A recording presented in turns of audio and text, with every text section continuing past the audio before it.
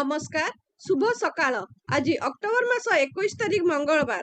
आपणक भल पाइबा और आशीर्वाद स्वरूप गोटे गोटे लाइक कर दिंतु एवं नुआ होइथिले चैनल को सब्सक्राइब करी पाखरे थिबा बेल आइकन को क्लिक कर दिंतु। मु आज आपण मानक पई केते गोटी गुरुत्वपूर्ण खबर आनिछि।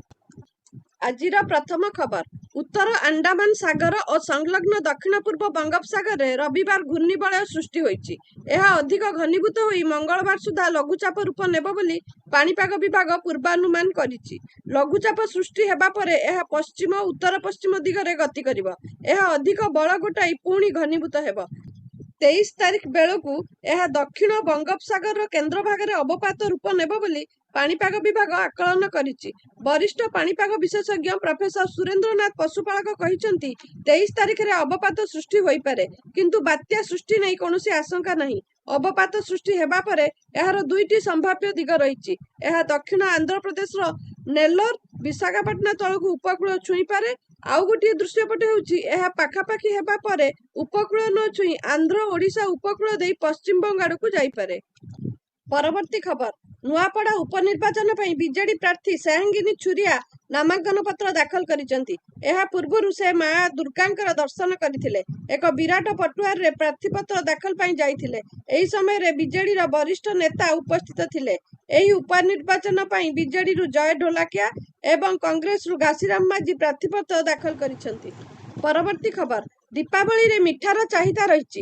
एही समय रे लाभकर और असाधु व्यवसायी माने खाद्यर मान ठीक रखु नाहंती। बासी मिठा को सजा कही ग्राहकों को बिक्री करुछंती। ए नै बारंबार अभियोग परे बीएमसी पक्षरु सहरर विभिन्न मिठा दुकान ने चढ़ऊ जारी रहिछि। लगातार तृतीय दिन पई आज सहरर विभिन्न अंचल रे थिबा दुकान उपरे चढ़ऊ करा जाई जांच होइछि। 3 दिन रे 52टी नमूना संरक्षण करा जिबा सह 40 केजी मिठा नष्ट करा जाइछि। 12 जन को नोटिस होइछि एवं 15,500 टंका आदाय करा जाइछि बोली बीएमसी पक्षरु सूचना दिया जाइछि।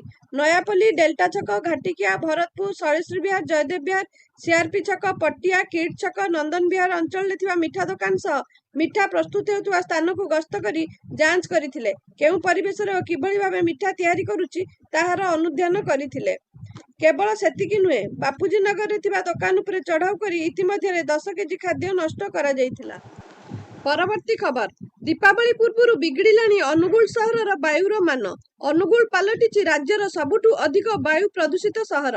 केंद्र प्रदूषण नियंत्रण बोर्ड पक्षरु दिया जाइथिबा सूचना अनुसार गतकाली एयर क्वालिटी इंडेक्स रे 229 AQI सह राज्यर एकमात्र सहर भाबे अनुगुल वायुर मान पुअर बा खराब स्तर रे रहिछि।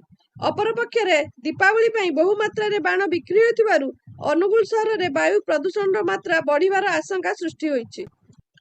परवर्ती खबर, भद्रक जिला वासुदेवपुर ब्लॉक अधीन विदेईपुर ग्राम रे गोमाता को बलात्कार करी जने युवक गिरफ होइछि।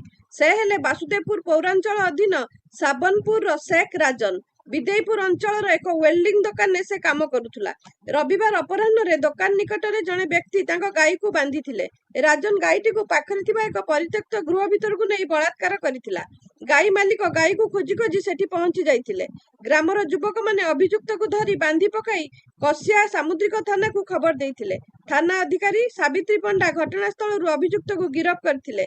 ए नै थाना रे केस नंबर 147/25 रुजु करा जाइथिबा बेले अभियुक्त को सोमवार कोर्ट चालान करा जाइछि। परवर्ती खबर, गंजाम जिला खल्लीकोट थाना कैठड़ा ग्राम रे अभावनीय घटना। बाण तैयारी करिबा समय रे असावधानता जोगु विस्फोरण। बाण विस्फोरण रे चालीगला जनक जीवन। बेआईन भावे दीपावली पई भिडुथिले बाण। विस्फोरण एते भयंकर थिला जे विस्फोरण रे जने युवकंकर गोटिए गोड़ और गोटिए हाथ उड़ी जाइथिला। तांकु उद्धार करा जाई खल्लीकोट मेडिकल ले भर्ती करा जाइथिला। सेठारे तांकु मृत घोषणा करिथिले डाक्तर। मृत युवक जनक हेले तेंतुलियापल्ली पंचायत अंतर्गत कैठड़ा ग्रामर पिंटू पल्लेई। घटनास्थल रे पुलिस पहुंची तदंत आरंभ करिछि। परवर्ती खबर, नुआपड़ा उपनिर्वाचन रे बीजेपी रो विजय हेब कहिले जय नारायण। वरिष्ठ बीजेपी विधायक जय नारायण मिश्र प्रतिक्रिया, राजनीति जो भली मोड़ नेउछि बीजेडी विलुप्त हेब। बीजेडी को बंचई रखिया पई चाहुचंती केंद्रीय नेतृत्व। आमे मध्य चाहुना बीजेडी विलुप्त होई जाऊ। नुआपड़ा रे बीजेपी एकपाखिया जितिबो बोली कहिचंती जय नारायण। बीजेडी पाखे प्रार्थी नथिला, जिल्ला डेई अताबिरारु प्रार्थी कले। बीजेडी लढिला भली लागुनी, केवल fill in the blanks. Congress को लोक प्रत्याख्यान करिचंती, प्रार्थी को बहिष्कार करिचंती। ପରବର୍ତ୍ତୀ ଖବର ଉତ୍ତରାଖଣ୍ଡରେ ବାୟୁ ଗୁଣବତ୍ତା କ୍ରମାଗତ ଭାବେ ଖରାପ ହେଉଛି। ରାଜ୍ୟର ଅନେକ ସହରରେ ବାୟୁ ଗୁଣବତ୍ତା ସୂଚକାଙ୍କ ମଧ୍ୟବର୍ଗରେ ପହଞ୍ଚିଛି। ବର୍ଦ୍ଧିତ ପ୍ରଦୂଷଣକୁ ନିୟନ୍ତ୍ରଣ କରିବା ପାଇଁ ପ୍ରଦୂଷଣ ନିୟନ୍ତ୍ରଣ ବୋର୍ଡ ଏକ ନୂତନ ପଦକ୍ଷେପ ନେଇ ଡ୍ରୋନ୍ ବ୍ୟବହାର କରି ପାଣି ସିଞ୍ଚନ ଅଭିଯାନ ଆରମ୍ଭ କରିଛି। ଏହି ଅଭିଯାନ ରବିବାର ଡେରାଡୁନ, ଋଷିକେଶ ଏବଂ କାଶୀପୁରରେ ଆରମ୍ଭ ହୋଇଥିଲା। 3ଟି ଡ୍ରୋନ୍ ଘଣ୍ଟା ଟାୱାର ଏବଂ ଡେରାଡୁନର ଅନ୍ୟାନ୍ୟ ପ୍ରମୁଖ ସ୍ଥାନରେ ପାଣି ସିଞ୍ଚନ କରିଥିଲା। ଋଷିକେଶ ଏବଂ କାଶୀପୁରରେ ଗୋଟିଏ ଡ୍ରୋନ୍ ବ୍ୟବହାର କରି 17ଟି ସ୍ଥାନରେ ପାଣି ସିଞ୍ଚନ କରିଥିଲା।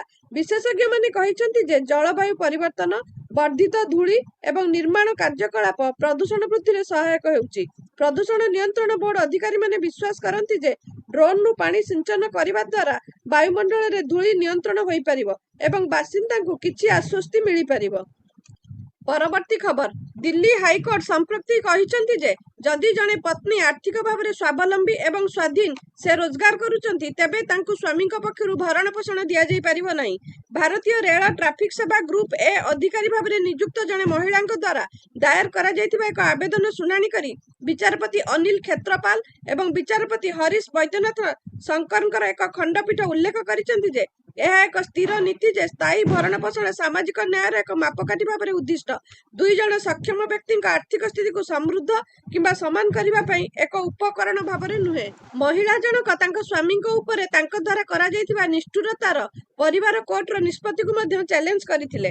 ହିନ୍ଦୁ ବିବାହ ଆଇନର ଧାରା 25 ଅନୁଯାୟୀ ନ୍ୟାୟିକ ବିବେଚନାକୁ ଆବେଦକ ଆର୍ଥିକ ଭାବେ ସ୍ୱାବଲମ୍ବୀ ଏବଂ ସ୍ୱାଧୀନ ଥିବା ସ୍ଥାନରେ ଭରଣପୋଷଣ ପ୍ରଦାନ କରିବା ପାଇଁ ବ୍ୟବହାର କରାଯାଇପାରିବ ନାହିଁ ଏବଂ ରେକର୍ଡ ଆଧାରରେ ଏହାକୁ ବିବେଚନାମୂଳକ ଭାବରେ ବ୍ୟବହାର କରାଯିବା ଉଚିତ ବୋଲି କୁହାଯାଇଛି। ପରବର୍ତ୍ତୀ ଖବର ରେଳମନ୍ତ୍ରୀ ଅଶ୍ୱିନୀ ବୈଷ୍ଣବଙ୍କ ବଡ଼ ବୟାନ। ରେଲୱେ ସମ୍ପର୍କିତ ନକଲି ଭିଡିଓ ପୋଷ୍ଟ କଲେ ନିଆଯିବ କାର୍ଯ୍ୟାନୁଷ୍ଠାନ। ଅଶ୍ୱିନୀ ବୈଷ୍ଣବ ଅଚାନକ ଦିଲ୍ଲୀର ଆନନ୍ଦ ବିହାର ଷ୍ଟେସନରେ ଯାଞ୍ଚରେ ବାହାରିଥିଲେ। ଯାଞ୍ଚ ସମୟରେ ସେ ଷ୍ଟେସନର ହୋଲ୍ଡିଂ ଏରିଆ ଯାଞ୍ଚ କରିଥିଲେ ଏବଂ ଯାତ୍ରୀମାନଙ୍କ ସହିତ ସିଧାସଳଖ ଆଲୋଚନା କରିଥିଲେ। ସେ ଷ୍ଟେସନର ପରିଷ୍କାର ପରିଚ୍ଛନ୍ନତା ଏବଂ ଉପଲବ୍ଧ ସୁବିଧା ସମ୍ପର୍କରେ ମତାମତ ମଧ୍ୟ ସଂଗ୍ରହ କରିଥିଲେ। ସେଠାରୁ ଫେରିବା ପରେ ସେ ସ୍ପଷ୍ଟ ଭାବରେ କହିଛନ୍ତି ଯେ ସୋସିଆଲ ମିଡିଆରେ ରେଳ ସମ୍ପର୍କିତ ନକଲି ଭିଡିଓ ପୋଷ୍ଟ କରୁଥିବା ଲୋକଙ୍କ ବିରୁଦ୍ଧରେ କଠୋର କାର୍ଯ୍ୟାନୁଷ୍ଠାନ ଗ୍ରହଣ କରାଯିବ। ସେ ଲୋକମାନଙ୍କୁ ଏପରି ଭିଡିଓ ପ୍ରସାରଣ ନ କରିବାକୁ ନିବେଦନ କରିଛନ୍ତି କାରଣ ଏହା ଯାତ୍ରୀମାନଙ୍କ ମଧ୍ୟରେ ଦ୍ୱନ୍ଦ୍ୱ ଏବଂ ଆତଙ୍କ ସୃଷ୍ଟି କରୁଛି। ପରବର୍ତ୍ତୀ ଖବର ପ୍ରଧାନମନ୍ତ୍ରୀ ନରେନ୍ଦ୍ର ମୋଦି ଆଇଏନ୍ଏସ୍ ବିକ୍ରାନ୍ତରେ ନୌସେନା କର୍ମଚାରୀଙ୍କ ସହିତ ଦୀପାବଳି ପାଳନ କରିଥିଲେ। ତାଙ୍କ ଅଭିଭାଷଣରେ ସେ ଏହାକୁ ତାଙ୍କର ସୌଭାଗ୍ୟ ବୋଲି ବର୍ଣ୍ଣନା କରିଥିଲେ। ପ୍ରଧାନମନ୍ତ୍ରୀ ମୋଦି କହିଥିଲେ ଯେ ଏହି ଦୀପାବଳି ତାଙ୍କ ପାଇଁ ସ୍ୱତନ୍ତ୍ର। ସେ କହିଥିଲେ ଦୀପାବଳି ପର୍ବ ସମୟରେ ସମସ୍ତେ ନିଜ ପରିବାର ସହିତ ଦୀପାବଳି ପାଳନ କରନ୍ତି। ମୁଁ ମଧ୍ୟ ମୋ ପରିବାର ସଦସ୍ୟଙ୍କ ସହିତ ଏହି ଦୀପାବଳି ପାଳନ କରୁଛି। ସେ କହିଥିଲେ ସମୁଦ୍ର ଜଳରେ ଝଲସୁଥିବା ସୂର୍ଯ୍ୟଙ୍କ କିରଣ ହେଉଛି ସୈନିକମାନଙ୍କ ଦ୍ୱାରା ପ୍ରଜ୍ୱଳିତ ଦୀପାବଳିର ଦୀପ। ଏଗୁଡ଼ିକ ହେଉଛି ଆମର ଦିବ୍ୟ ଦୀପମାଳା। ମୁଁ ନୌସେନା କର୍ମଚାରୀମାନଙ୍କ ମଧ୍ୟରେ ଦୀପାବଳି ପାଳନ କରିବାର ସୌଭାଗ୍ୟବାନ ବ୍ୟକ୍ତି। ବିକ୍ରାନ୍ତ ଜାହାଜରେ ପାଳିତ ଦୀପାବଳିକୁ ଶବ୍ଦରେ ବର୍ଣ୍ଣନା କରିବା କଷ୍ଟକର। ଏଠିକାର ସୈନିକମାନେ ଯେପରି ଭାବନା ପ୍ରକାଶ କରନ୍ତି କୌଣସି କବି ସେହି ଭାବନାକୁ ପ୍ରକାଶ କରିପାରିବ ନାହିଁ। ପରବର୍ତ୍ତୀ ଖବର ଦିଲ୍ଲୀ ବିମାନ ବନ୍ଦରରେ ଟକ୍ସିଂ କରୁଥିବା ସମୟରେ ଘଟିଲା ଅଘଟଣ। ଇଣ୍ଡିଗୋ ବିମାନ ଦିମାପୁର ଅଭିମୁଖେ ଯାଉଥିଲା ବେଳେ ଜଣେ ଯାତ୍ରୀଙ୍କ ପାୱାର ବ୍ୟାଙ୍କରେ ନିଆଁ ଲାଗିଥିବା ସୂଚନା ମିଳିଛି କିନ୍ତୁ ଏହି ଅଘଟଣରୁ ଯାତ୍ରୀମାନେ ଅଳ୍ପକେ ବର୍ତ୍ତି ଯାଇଥିଲେ। ଏହି ଘଟଣାରେ କୌଣସି ଆହତ ହୋଇଥିବାର ସୂଚନା ନାହିଁ। ସୂଚନା ଅନୁଯାୟୀ ଦିଲ୍ଲୀରୁ ନାଗାଲାଣ୍ଡ ଦିମାପୁର ଯାଉଥିଲା ବେଳେ ଇଣ୍ଡିଗୋ ବିମାନରେ ଯାଉଥିବା ଜଣେ ଯାତ୍ରୀଙ୍କ ନିଜସ୍ୱ ଇଲେକ୍ଟ୍ରୋନିକ୍ସ ଡିଭାଇସରେ ନିଆଁ ଲାଗିଯାଇଥିଲା। ଏପରି ଘଟଣା ଗତକାଲି ଅର୍ଥାତ୍ ରବିବାର ଦିନ ଦେଖିବାକୁ ମିଳିଥିଲା। କର୍ମଚାରୀମାନେ ଷ୍ଟାଣ୍ଡାର୍ଡ ଅପରେଟିଂ ପ୍ରୋସିଜିଓର ଅନୁକରଣ କରି ତୁରନ୍ତ ପରିସ୍ଥିତିକୁ ନିୟନ୍ତ୍ରଣ କରିଥିଲେ। ଏହା ସହିତ ବିମାନରେ ଯାତ୍ରା କରୁଥିବା ସମୟରେ ଯାତ୍ରୀମାନଙ୍କୁ ସତର୍କତା ଅବଲମ୍ବନ କରି ଇଲେକ୍ଟ୍ରୋନିକ୍ ଜିନିଷ ବ୍ୟବହାର କରିବାକୁ ପରାମର୍ଶ ଦିଆଯାଇଛି। ପରବର୍ତ୍ତୀ ଖବର 84 ବର୍ଷ ବୟସରେ ଆଖି ବୁଜିଲେ ବଲିଉଡର ପ୍ରଖ୍ୟାତ ହାସ୍ୟ ଅଭିନେତା ଗୋବର୍ଦ୍ଧନ ଅସରାନୀ। ସୋମବାର ଅପରାହ୍ନରେ ଏହି ଲୋକପ୍ରିୟ ଅଭିନେତା ଜଣଙ୍କର ଦେହାନ୍ତ ହୋଇଥିବାର ଜଣାପଡ଼ିଛି। ଦୀର୍ଘ ଦିନ ହେବ ଅସୁସ୍ଥତା କାରଣରୁ ମେଡିକାଲରେ ଚିକିତ୍ସିତ ହୋଇ ଆସୁଥିବା ବେଳେ ତାଙ୍କର ମୃତ୍ୟୁ ଘଟିଛି। ଶୋଲେ ଚଳଚ୍ଚିତ୍ରରେ ଜେଲର ଭୂମିକାରେ ଖ୍ୟାତି ଅର୍ଜନ କରିଥିବା ହାସ୍ୟ ଅଭିନେତା 350ରୁ ଉର୍ଦ୍ଧ୍ୱ ଚଳଚ୍ଚିତ୍ରରେ ଅଭିନୟ କରିଛନ୍ତି। ନିଜ ଅଭିନୟର ଯାଦୁ ମାଧ୍ୟମରେ ଦର୍ଶକଙ୍କୁ ବାନ୍ଧି ରଖିବାରେ ସକ୍ଷମ ଥିଲେ ଏହି ହାସ୍ୟ ଅଭିନେତା। ଆଜି ତାଙ୍କ ଅବର୍ତ୍ତମାନରେ ସାରା ବଲିଉଡ ଜଗତରେ ଶୋକର ଛାୟା ଖେଳିଯାଇଛି। ପରବର୍ତ୍ତୀ ଖବର ଅଭିନେତାରୁ ରାଜନେତା ହୋଇଥିବା ବିଜୟ ଥାଲାପତିଙ୍କ ଦଳ ଟିଭିକେ ଶନିବାର ଅକ୍ଟୋବର 18ରେ ଘୋଷଣା କରିଛି ଯେ 27 ସେପ୍ଟେମ୍ବରରେ କରୁଡ଼ ଦଳଚକଟାରେ ପ୍ରାଣ ହରାଇଥିବା ପରିବାରଙ୍କୁ ପ୍ରତ୍ୟେକଙ୍କୁ 20 ଲକ୍ଷ ଟଙ୍କା ଅନୁକମ୍ପା ରାଶି ଦିଆଯାଇଛି। ଟିଭିକେ କହିଛନ୍ତି ଯେ ଏହି ରାଶି ସିଧାସଳଖ ପ୍ରଭାବିତ ପରିବାରଙ୍କ ବ୍ୟାଙ୍କ ଆକାଉଣ୍ଟରେ ଜମା କରାଯାଇଛି। ଏକ୍ସ ପୋଷ୍ଟରେ ଟିଭିକେ କହିଛି ଯେ 39 ପରିବାର ପ୍ରତ୍ୟେକଙ୍କୁ 20 ଲକ୍ଷ ଟଙ୍କା ପଠାଯାଇଛି, ଯାହା ମୋଟ 7.8 କୋଟି ଟଙ୍କା। ପରବର୍ତ୍ତୀ ଖବର, ବିହାରର ଗୋପାଳଗଞ୍ଜ ଜିଲ୍ଲାରେ ପୋଲିସ ଏକ ବଡ଼ ଧରଣର ସାଇବର ଠକେଇ ରାକେଟର ପର୍ଦ୍ଦାଫାଶ କରିଛି। ପୋଲିସ ଜଣେ ପୂର୍ବତନ ଚା ବିକାଳୀଙ୍କ ଘରେ ଚଢ଼ଉ କରି 1.5 ଲକ୍ଷରୁ ଅଧିକ ଟଙ୍କା, ବହୁ ପରିମାଣର ସୁନା ଓ ରୂପା ଗହଣା ଜବତ କରିଛି। ଏହି ମାମଲାରେ ପୋଲିସ ଦୁଇ ଭାଇଙ୍କୁ ଗିରଫ କରିଛି। ସୂଚନା ମୁତାବକ ଅକ୍ଟୋବର 17 ବିଳମ୍ବିତ ରାତିରେ ଅମେଠି ଖୁର୍ଦ ଗାଁରେ ପୋଲିସ ଚଢ଼ଉ କରିଥିଲା। ସେଠାରୁ 1,49,49,850 ଟଙ୍କା ନଗଦ, 344 ଗ୍ରାମ ସୁନା, 1 କେଜି 75 ଗ୍ରାମ ରୂପା ସହିତ ସାଇବର ଠକେଇରେ ବ୍ୟବହୃତ ହୋଇଥିବା 85ଟି ଏଟିଏମ୍ କାର୍ଡ ଓ 75ଟି ପାସବୁକ୍ ଓ 28ଟି ଚେକବୁକ୍, ଲାପଟପ୍, ମୋବାଇଲ ଫୋନ ଓ ଗୋଟିଏ ଦାମୀ କାର୍ ମଧ୍ୟ ଜବତ କରିଛି। ସାଇବର ଡିଏସ୍ପି ଅବନ୍ତିକା ଦିଲ୍ଲୀପ କୁମାର କହିବା ଅନୁସାରେ ମୁଖ୍ୟ ଅଭିଯୁକ୍ତ ଅଭିଷେକ କୁମାର ପୂର୍ବରୁ ଏକ ଛୋଟ ଚା ଦୋକାନ ଚଳାଉଥିଲେ। ପରେ ସେ ସାଇବର ଠକେଇରେ ଯୋଗ ଦେଇ ଦୁବାଇ ଚାଲିଯାଇଥିଲେ ଏବଂ ସେଠାରୁ ଠକେଇ କାର୍ଯ୍ୟର ମାଷ୍ଟରମାଇଣ୍ଡ ସାଜିଥିଲେ। ତାଙ୍କ ଭାଇ ଆଦିତ୍ୟ କୁମାର ଭାରତରେ ଟଙ୍କା ନେଣଦେଣ ଓ ଅନ୍ୟାନ୍ୟ କାର୍ଯ୍ୟ ସମ୍ଭାଳୁଥିଲେ। ପରବର୍ତ୍ତୀ ଖବର, ବିଶ୍ୱର ଅନ୍ୟତମ ବିଖ୍ୟାତ ସାଂସ୍କୃତିକ ପ୍ରତିଷ୍ଠାନ ପ୍ୟାରିସର ଲୁଭ୍ର ମ୍ୟୁଜିୟମରେ 19 ତାରିଖ ସକାଳେ ଏକ ଚାଞ୍ଚଲ୍ୟକର ଚୋରି ଘଟଣା ଘଟିଛି। ମୁଖାପିନ୍ଧା 3ରୁ 4 ଚୋର ଦଳ ମାତ୍ର 7 ମିନିଟରେ ନେପୋଲିୟନ ବୋନାପାର୍ଟଙ୍କ ସମୟର ଅମୂଲ୍ୟ ଅଳଙ୍କାର ଲୁଟି ଫେରାର ହୋଇଯାଇଛନ୍ତି। ଏହି ଘଟଣା ପରେ ମ୍ୟୁଜିୟମରେ ଆତଙ୍କ ଖେଳିଯାଇଥିଲା ଓ ସମସ୍ତ ଦର୍ଶକଙ୍କୁ ତୁରନ୍ତ ମ୍ୟୁଜିୟମ ଛାଡ଼ିବାକୁ କୁହାଯାଇଥିଲା। ସକାଳ ପ୍ରାୟ 9:30ରେ ମ୍ୟୁଜିୟମ ଖୋଲିବାର କିଛି ମିନିଟ ପରେ ଚୋରମାନେ ସେନ୍ ନଦୀ କୂଳରେ ଚାଲିଥିବା ଏକ ନିର୍ମାଣ ସ୍ଥଳରେ ଥିବା ଟ୍ରକରେ ଲାଗିଥିବା ବାସ୍କେଟ ଲିଫ୍ଟ ବ୍ୟବହାର କରି ମ୍ୟୁଜିୟମର ପ୍ରଥମ ମହଲାର ଏହି ବାଲକୋନି ଦେଇ ଝରକା ଭିତରେ ପ୍ରବେଶ କରିଥିଲେ ଏବଂ ସବୁ ଲୁଟି ନେଇଥିଲେ। ଭିଡିଓଟିକୁ ସମ୍ପୂର୍ଣ୍ଣ ଦେଖିଥିବାରୁ ଆପଣଙ୍କୁ ବହୁତ ବହୁତ ଧନ୍ୟବାଦ। ଆଜି ପାଇଁ ଖବର ଏତିକି। ନମସ୍କାର।